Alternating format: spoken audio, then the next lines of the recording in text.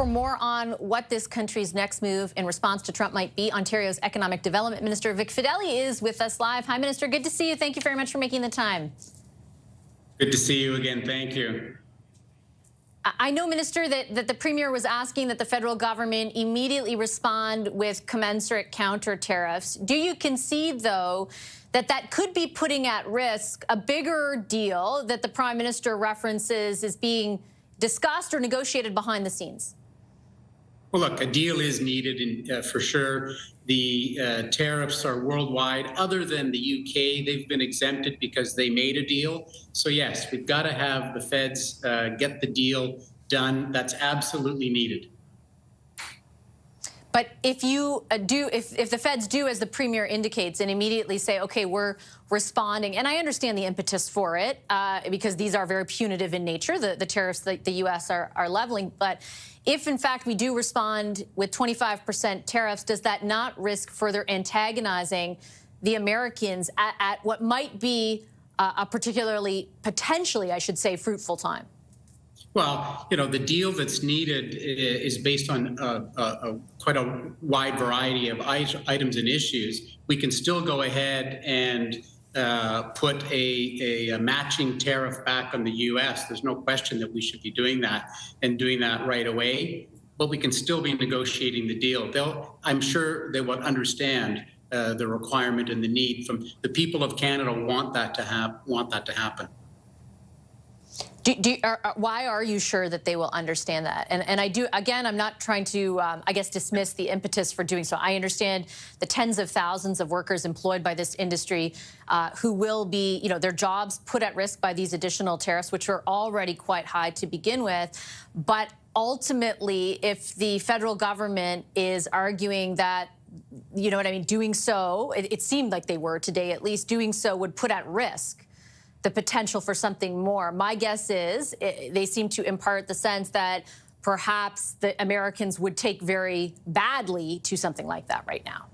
Well, we take very badly to the fact that they put a 50% tariff on our businesses and ultimately on our families and on our workers. So you can continue to negotiate in good faith a deal that's all-encompassing while making sure they understand you've added an extra sting on Canada and the world. We've got to have an opportunity to retaliate back. There's just no question that has to happen.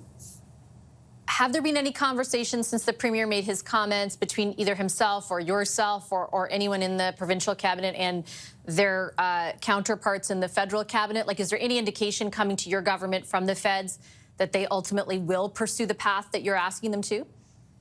Well, that's the Premier's discussions with the Prime Minister, but I can tell you our discussions have been with the steel companies for weeks now, up to and including yesterday.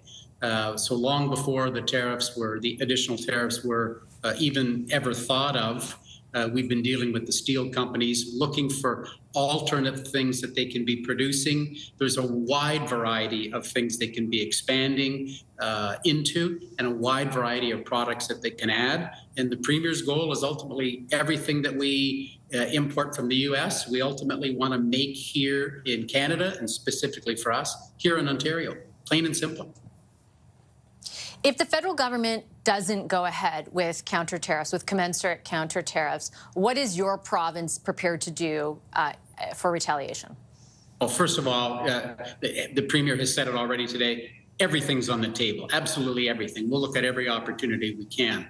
But for the businesses and for the families, we put in $30 billion worth of relief that was in our budget just a couple of weeks ago. Now, yes, the feds have the lead. And we're going to expect them to be able to help the steel companies and the employees. There's no question about that. But we've already triggered $30 billion in relief. But again, we're more interested in the long-term success of these companies by making new products, making additional products, and expanding the products that they make. There's certain products that the steel companies make today that don't supply even 100% of the demand in Canada. We're still filling in with the U.S. We want them to expand, and we're ready to write the checks to help them expand certain lines and certain new products that they'll make. And I do take note of that. But when you and the Premier say that everything is on the table, I think the specific question Canadians and Ontarians have is around the electricity, right? Because a number of months ago, that is what happened. An additional tax was placed on electricity sent to American states. Is that something that you are prepared to do again? And if so, what would exactly trigger it? Well, I'm going to go back to the Premier's answer today because I'm not going to usurp his answer. When he was asked the same question, his answer was, everything's on the table. And so I'm going to stick with his words. And I respect that, but I, with respect, would have to just push back, Minister, because that is a very broad way of answering a very specific question. I take the point that it's not off the table, but my question on behalf of Canadians is, when exactly is it on the table? Is it only predicated, for example, on if the federal government does not impose its own commensurate counter tariffs, or will it go ahead regardless? Well, you said it earlier. You know, the federal government has said to us, you know, we're working, we're getting closer to a deal. We need to take a little bit of time, as the Prime Minister said, not much. So let's just give everybody a little bit of time to do their deal. But in the meantime, you know, Premier Ford is very serious that, I'm going to say it again, everything's on the table. So we don't want to interfere with the deal flow. We understand and respect that, but you know, that's why we're working directly with the steel companies to make sure that that their employees are protected, that other things can be made with steel. There are, you know, the meetings have been very productive over the last several weeks with these companies coming up with very creative ideas and just some plain business ideas to fill in all the gaps that we have in Canada. So that's more where we're spending our time, is making sure this is going to be, you know, the expression would be it's going to be better in the long run. We're going to take that $30 billion of imported steel. We're going to make things here and never have to rely on them again. It's against that backdrop, Minister, particularly when you talk about kind of shoring up the domestic economy within Ontario and more broadly across Canada, that I want to ask about Bill 5. My understanding is it just not too long ago passed in the legislature. And for everyone watching outside of Ontario, this is a piece of legislation that creates an economic zone where your government has deemed they want to see something that's of great importance to the province develop more quickly than it would have under normal circumstances, and allows your government to override municipal and provincial laws in those so-called economic zones. I would note first that the Premier, my understanding, wasn't there for the vote. There's been a lot of opposition to it, particularly from Indigenous groups that say this doesn't respect their treaty rights.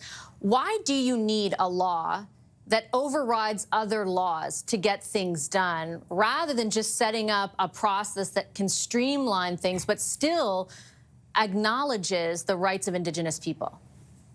Well, all of this, first of all, there's no rights that would change. We have a duty to consult. None of that changes. That's all opposition hyperbole, to be very, very blunt about it. The Premier was in for one of the votes today, but the opposition decided to pull a whole bunch of stalling tactics and interfered with some extremely important meetings that were set up. And so, I mean, they just kept changing the time that the final vote would be had until he wasn't there, and then held the vote. So just get beyond the politics of that for a second. But Bill 5, so this is all about really fighting Donald Trump and fighting these tariffs with things like our critical minerals. It takes 15 years to open a mine in Ontario. That just cannot be possible anymore.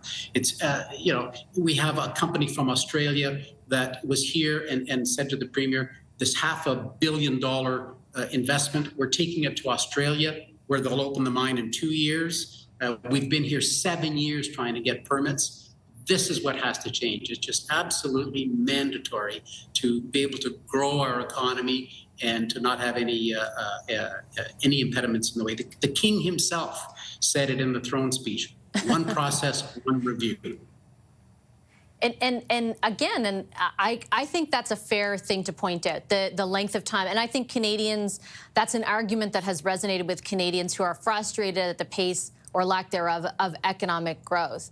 But when you talk about it being, putting opposition hyperbole, it's not just the opposition who has voiced concerns. They are largely reflecting the concerns of various First Nations, for example, and groups that represent Indigenous people in Ontario who have come forward to say that they were not adequately consulted in the crafting of this. And I note that with great irony, the Premier said today when he was asked about the possibility of blockades or of protests because of those concerns, he said, you can't break the law. Simple as that. And yet this law in and of itself allows your government to override other laws that are already in place. Is that not ironic?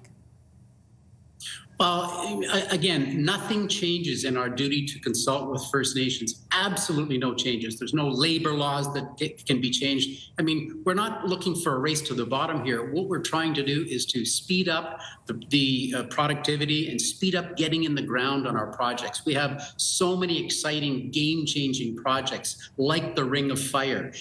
There are all of these opportunities that are being held up in Ontario. And so putting in what we call the special economic zones, I mean, they can be used, for instance, to site a hospital. They can be used for an auto plant. They're all a myriad of these things that we can use them for. But it's not about changing any of the rights of any of the groups, including the important work that we do with the First Nations. Okay, Minister, I'm out of time. I appreciate you making the time for the conversation tonight, as always. Thank you. Anytime. Thank you.